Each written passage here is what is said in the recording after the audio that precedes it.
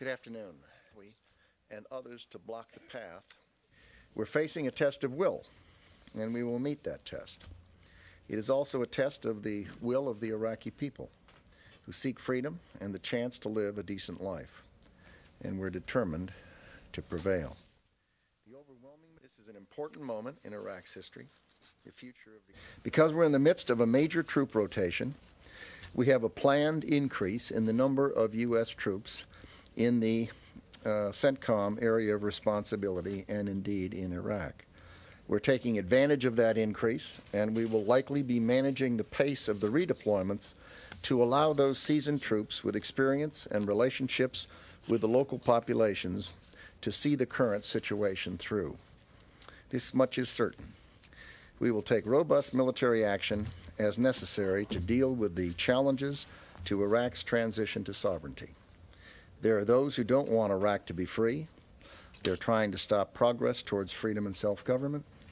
We will not allow them to succeed. The map, of course, of Iraq depicts a couple of things that are of interest. You'll see some arrows on thugs and gangs that would associate themselves with SOUNDBITE. The green arrows depict, as accurately as we can, those thugs and gangs that would associate themselves with SOUNDBITE.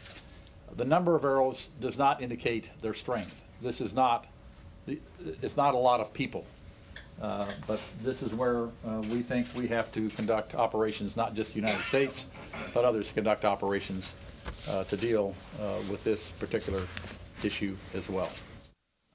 What they have in common is not command and control. In those battles are relatively small. The arrows that were up there are really relatively small numbers of people. You say pitched battles. These are the number of people that are involved in those battles are relatively small, and there's nothing like an army or a major large elements of hundreds of people trying to overthrow or to change the situation.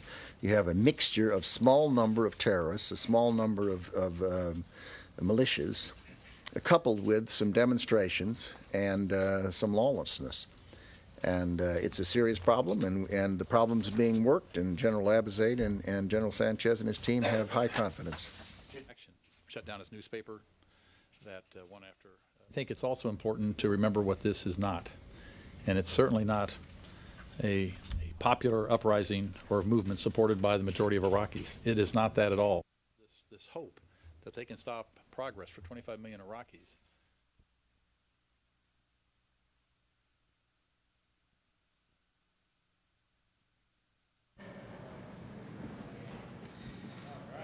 The President is very proud of our troops. He knows that our troops are performing well, and he knows that our troops will prevail against this violent power play by a relatively small number of extremist elements in Iraq that is led by a radical cleric, al-Sadr, and the President has great confidence in our troops, and he knows that they will defeat these minority extremist elements.